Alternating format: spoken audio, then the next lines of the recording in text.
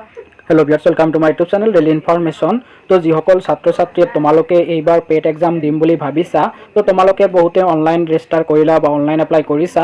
কিছুমানে online register কৰোঁতে তোমালোকৰ প্ৰব্লেম আহিছে। তো তোমালোকৰ প্ৰব্লেমবোৰ এই কাৰণে আহিছে যে তোমালোকে ভিডিঅ'বোৰ অলপ গুৰুত্ব দি নোচোৱা বা ভিডিঅ'বোৰ নোচোৱাৰ আগতে খৰদৰ কৰি তোমালোকে নিজে এপ্লাই কৰিবলৈ ট্ৰাই কৰিছা।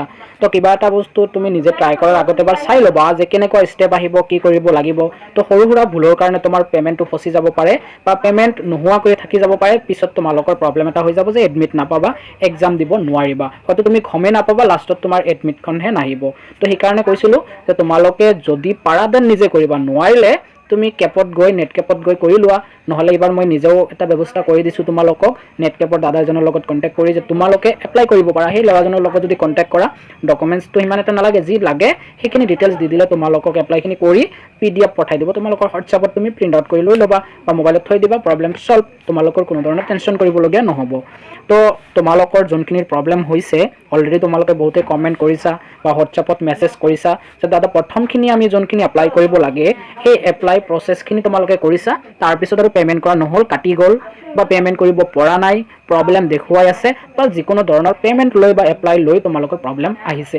বহুতে মোক সেই আগৰ ভিডিঅ'বোৰত কমেণ্ট কৰিছা, বহুতে হোৱাটছআপত মেছেজ কৰিছা। তো প্ৰব্লেম নাই, যদিও প্ৰব্লেম হৈছে নিশ্চয় সমাধান আছে।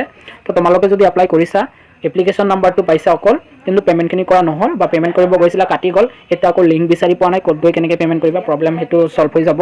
তো কি কৰিবা, মই তোমালোকক এটা কথা কৈ থওঁ, যদি তোমালোকে এপ্লাই কৰিছা, এপ্লিকেশ্যন নম্বৰ আহিছে, তোমালোকে এইটো অনলাইন এপ্লিকেশ্যন ফৰ পেড 2022 ইয়াতে গৈ তোমালোকে পে'মেণ্টৰ হিষ্টৰী চেক কৰি আছা বা হয়তো কিছুমানে গমেই পোৱা নাই কেনেকৈ কৰিব লাগে। যদি এপ্লাই কৰিছা, যদি পে'মেণ্ট কৰা নাই তথাপিও বা পে'মেণ্ট কৰিছা তথাপিও তুমি এইটো চেক কৰিব পাৰিবা। পে'মেণ্ট কৰিলেও পাৰিবা, নকৰিলেও পাৰিবা। যদি এপ্লিকেশ্যন নম্বৰ আহিছে, ইয়াতো আহিবা, ইয়াতে অহাৰ পিছতে পেড 2021 য'ত গৈ এপ্লাই কৰিছিলা তাতে আহিবা ডাইৰেক্ট। তাতে আহি তলত আহিব নালাগে, বহুতে তলত আহি আছে click here to apply, apply কৰিব আহি আছে, সেই আগৰ দৰে আকৌ এপ্লাই কৰিব লাগে।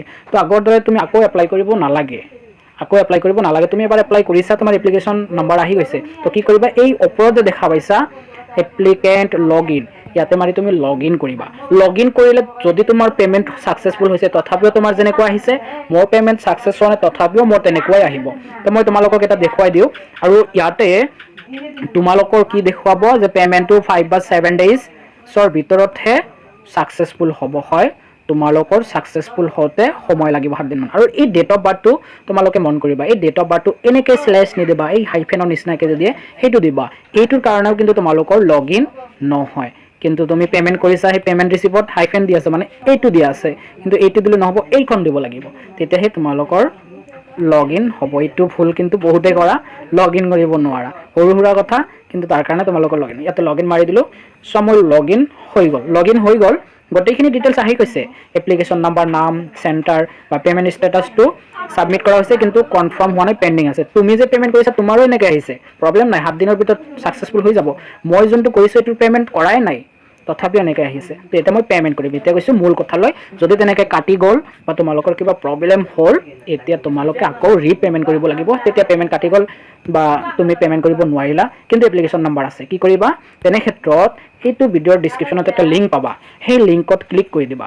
ক্লিক কৰাৰ পিছত তুমি সেই আগৰ যোনটো ষ্টেপ আহিছিল সেইটো ষ্টেপ আহি যাব। ইয়াতে এনেকুৱা আহিব SB কালেক্ট আহিলে, তো ডাইৰেক্ট SB কালেক্ট আহিলে অলপ প্ৰব্লেম হয়, কেটেগৰীটো নাহিব, পেড 2022 মাৰিব লাগিব। তো এনেকৈ ভিডিঅ' ডিছক্ৰিপশ্যনত যোনটো লিংক পাবা, লিংকত ক্লিক কৰিবা, ক্লিক কৰাৰ পিছত প্ৰচিড মাৰিবা। তো মই যোনখিনি পূৰ্বৰ ভিডিঅ'ত দেখুৱাইছিলোঁ, তো তোমালোকে যদি পূৰ্বৰ ভিডিঅ'টো চোৱা নাই, সেই আগৰ ভিডিঅ'টো চাই লোৱা, কেনেকৈ তোমালোকে অনলাইন কৰিব লাগে, নিজেও পাৰিবা মোবাইলত, চিম্পুল। তো সেইখিনি চাই লোৱা, তাৰপিছত পে'মেণ্টৰ এইখিনি চাই ল'বা ধুনীয়াকৈ, তো তোমাৰ প্ৰব্লেম নাহে। তো সেইখিনি ফিল আপ কৰিছা বা তুমি অনলাইন ৰেজিষ্ট্ৰেশ্যনখিনি কৰিছা, পে'মেণ্টহে কৰা নাই, অনলাইন ৰেজিষ্ট্ৰেশ্যন কৰিছা মানে এপ্লিকেশ্যন নম্বৰ আহি গৈছে।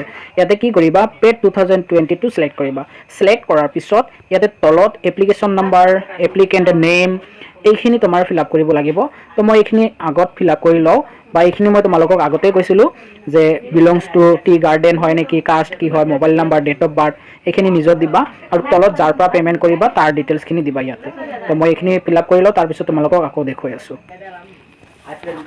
তো মই ডিটেইলছখিনি ফিল আপ কৰি ল'লোঁ। ইয়াতে এপ্লিকেশ্যন নাম্বাৰ, তাৰপিছত নেম অফ এপ্লিকেণ্ট, যাৰ কৰি আছে, ডেট অফ বাৰ্থ, চেণ্টাৰ, কেটেগৰীটো OBC, MOBC, কণ্টেক্ট নাম্বাৰ, তাৰপিছত ইয়াতে যোনখিনি আছে ইয়েছ আৰু ন' কৰিবা, বিলংছ টু মৰাণ মতাক সেইবোৰ হয় নেকি, ইয়াৰ পৰা তোমালোকে ইয়েছ কৰিব লাগিব। তো ইয়াতে কিছুমান এইবোৰ সাব কেটেগৰী বুলি ক'ব পাৰোঁ, সাব কেটেগৰী বুলি ক'ব পাৰোঁ যে তুমি বিলংছ টু টাই আহোম হয় নেকি, মৰাণ মটক সেইবোৰ হয় নেকি, বা ৰাজবংশী হয় নেকি। তো ইয়েছ মই কৰি দিছোঁ। এনেকৈ যদি তোমাৰ হয় সেইটো ইয়েছ কৰিবা, নহ'লে নকৰিবা। তো এইখিনি কৰাৰ পিছত তলত যাৰ পৰা পে'মেণ্ট কৰিবা, মই কৰি আছোঁ কিন্তু বেলেগৰ, সেইকাৰণে মোৰ নিজৰ ডিটেইলছ দিছোঁ ইয়াতে। এইবোৰ আকৌ লাগিব, তুমি পে'মেণ্ট কৰোঁতে যোনটো মোবাইল নাম্বাৰ দিবা বা ডেট অফ বাৰ্থ দিবা সেইখিনি মনত ৰাখিবা। পৰৱৰ্তী সময়ত পে'মেণ্ট হিষ্টৰী চেক কৰোঁতে লাগিব, পিছত কম সেইবোৰ বিস্তৃত। তো এইখিনি মাৰাৰ পিছত ছাবমিট মাৰি দিবা। তো ছাবমিট মাৰাৰ পিছত তোমাৰ এনেকুৱা আহি যাব, এবাৰ ৰিভিউ হ'ব, ডিটেইলছখিনি ৰিভিউ হ'ব। তো ইয়াতে নিজৰ যোনখিনি ডিটেইলছ ফিল আপ কৰিলা, তো ইয়াতে তোমালোকে মন কৰিবা যদি কিবা ভুল হৈছে তুমি বেক হ'বা, যদি ভুল হোৱা নাই দেন কনফাৰ্ম কৰিবা, ভুল হ'লে কেনচেল কৰিবা। তো মোৰ ভুল হোৱা নাই, এইটো জাষ্ট ৰিভিউ কৰাইছে, মই যোনখিনি লিখিলোঁ সেইখিনিয়ে। তো মোৰ ভুল হোৱা নাই, মই এতিয়া ছাবমিট মাৰি দিম। তো ইয়াতে মই এতিয়া ছাবমিট মাৰি দিলোঁ। তো ছাবমিট মাৰাৰ পিছত তুমি য'ৰ পৰা পে'মেণ্ট কৰিব বিচাৰা, তো ইয়াতে আছে ষ্টেট বেংক অফ ইণ্ডিয়া। ইয়াতে চোৱা তোমাৰ 11 টকামান তোমাৰ কাটিব, বেছি কাটিব, মানে 500 টকাটো কাটিব আৰু 11 টকা। বা নেট বেংকিং কৰিলে বেছি কাটে।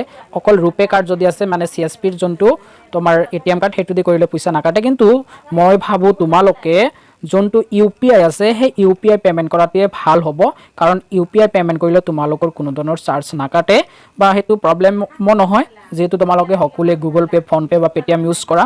তো গুগল পে', ফোনপে' বা পে'টিএমৰ যোগেদি তুমি পে'মেণ্ট কৰিলে সহজো হ'ব আৰু কোনো ধৰণৰ চাৰ্জো নাকাটে। তো মই UPI পে'মেণ্ট কৰিম, পে'টিএম দি পে'মেণ্ট কৰি দিম। ইয়াতে একেবাৰে তলত চাবা UPI আছে। তো ইয়াতে মই UPI মাৰি দিম। UPI ক্লিক হিয়াৰ মাৰি দিলোঁ। মাৰাৰ পিছত তোমাৰ ইয়াতে অপশ্যন আহিব, তুমি QR কোড স্কেন কৰি, যদি দুটা মোবাইল আছে বা তুমি লেপটপত কৰি আছা, মোবাইলত তোমাৰ গুগল পে', ফোনপে', লেপটপত তোমাৰ QR কোড এটা আহিব, মোবাইল দি স্কেন কৰি পে'মেণ্ট কৰি দিব, প্ৰব্লেম নহয়। তো এনেকুৱা QR কোড কৰাই ভাল। বা এইটো যোনটো আছে VPA অৰ্থাৎ ভাৰ্চুৱেল পে'মেণ্ট এড্ৰেছ, অৰ্থাৎ তোমাৰ পে'টিএমৰ যোনটো এড্ৰেছ সেইটো বহুৱাই দিব লাগিব, বা গুগল পে'ৰ অৰ্থাৎ UPI ID যোনটো। তো মই UPI IDটো বহুৱাই দিলোঁ। বহুৱাৰ পিছত ইয়াতে ছাবমিট মাৰি দিম। তো ছাবমিট মাৰাৰ পিছত তোমাৰ গুগল পে' বা ফোনপে' বা যিটো দি কৰি আছা তাত এটা মেছেজ আহি যাব যে তুমি এনেকুৱা এবাৰ আগত ৰিভিউ হ'ব, ৰিভিউ হোৱাৰ পিছত মই ছাবমিট মাৰি দিলোঁ। তাৰপিছত গুগল পে' বা ফোনপে' বা পে'টিএমত এনেকুৱা আহিব। তো তোমাৰ এনেকুৱা এপ্লিকেশ্যন ID আহিব আৰু এইটো টাইম উঠিব, তুমি 5 মিনিটৰ ভিতৰত পে'মেণ্ট কৰিব লাগিব। তো তাৰ কাৰণে তুমি সেই গুগল পে' বা ফোনপে' বা পে'টিএমত এটা ৰিকুৱেষ্ট আহিব, তাতে পে'মেণ্ট কৰি দিব লাগিব। পে'মেণ্ট কৰাৰ পিছত তোমালোকৰ ইয়াতে পে'মেণ্ট ছাকচেছফুল বুলি আহি যাব। তো ৱেইট কৰা, মই পে'মেণ্টটো কৰি দিলোঁ আগত। তো মোৰ পে'মেণ্ট ছাকচেছফুল হৈ গ'ল। ইয়াতে চোৱা পে'মেণ্ট ডান ছাকচেছফুলি আহি গৈছে। তলত ৰেফাৰেঞ্চ নাম্বাৰো আহি গৈছে, সেই যোনটো পূৰ্বত আহিল সেইটো। আৰু তলত যোনখিনি মই ডিটেইলছ ফিল আপ কৰিলোঁ, এপ্লিকেণ্ট নাম্বাৰ বা name of applicant, date of birth, সেইখিনি আহি গৈছে, মোবাইল নাম্বাৰ, সেইখিনি গোটেইখিনি তোমালোকে ইয়াতে শ্ব' কৰিব, দেখা পাবা নিজে। তাৰপিছত এইটো ৰিচিপ্ট হয়, পে'মেণ্ট ৰিচিপ্টটো তোমালোকে প্ৰিণ্ট আউট কৰি থ'ব লাগিব, বা এইটো তোমালোকে মোবাইলত PDF ফৰ্মত থৈ দিবা। পৰৱৰ্তী সময়ত লাগিলে তোমালোকে এইটো ছাবমিট কৰিব পাৰিবা, বা তোমালোকে ইয়াতে মোবাইলত ৰাখি দিলে হৈ যাব। তো ক্লিক হিয়াৰ টু ভিউ আৰু ডাউনলোড ৰিচিপ্ট, তো ইয়াতে মাৰি দিবা। মাৰি দিলে তোমাৰ ৰিচিপ্টটো ডাউনলোড হ'ব PDF ফৰ্মত। তো তলত আহিবা, ডিটেইলছখিনি দেখুৱাইছে, তলত আহিলে প্ৰিণ্ট আহিছে, প্ৰিণ্টত মাৰি দিলা। মই মাৰি দিলোঁ। তাৰপিছত এনেকুৱা PDF ফৰ্মত ওপৰত যে দেখা পাইছা সৰুকৈ PDFত মাৰি দিলোঁ। মাৰাৰ পিছত ইয়াতে ফাইলৰ নাম দিলে দিবা, নহ'লে ছেভ মাৰি দিবা, বাছ তোমাৰ ফাইলত গৈ ছেভ হৈ থাকিব এইটো PDF। এইটো PDFটো তোমালোকে প্ৰিণ্ট আউট কৰি ওলাই ল'বা, যিহেতু তুমি এপ্লাই কৰিলা, পে'মেণ্ট কৰিলা, তাৰ এইটো প্ৰমাণ এটা। তো এইখিনি মোৰ গোটেইখিনি হৈ গ'ল। তাৰপিছত পৰৱৰ্তী সময়ত তোমালোকে ষ্টেটাছ চেক কৰি থাকিবা, পে'মেণ্টটো ছাকচেছফুল হ'ল নে নাই, যিহেতু 7 দিনমান লাগে সময়। তো এইখিনি কৰি তুমি ৰাখি দিয়া। তাৰপিছত যেতিয়া তোমালোকৰ এডমিট কাৰ্ড আহিব তেতিয়া আৰু প্ৰব্লেম নহয়। যদি পে'মেণ্ট ছাকচেছফুল হয় তো নিশ্চয় তোমালোকে ভাল পালা ভিডিঅ'টো চাই। যদিও তুমি প্ৰথম অৱস্থাত ষ্টেপখিনি আগবাঢ়িছিলা, লাষ্টত তুমি পে'মেণ্টখিনি কৰা নাছিলা, এনেকৈ পে'মেণ্ট কৰিব পাৰিবা। বা এতিয়াও তুমি এপ্লাই কৰা নাই, তো কালি যোনটো ভিডিঅ' দিছোঁ সেই ভিডিঅ'টো অলপ চাই ল'বা, তাৰপিছত পে'মেণ্টৰ গোটেইখিনি চাই ল'বা, তাৰপিছত নিজে তুমি ট্ৰাই কৰা, নহ'লে কিন্তু প্ৰব্লেম আহিব পাৰে, যিহেতু প্ৰথম অৱস্থাত তোমালোকে কৰি আছা।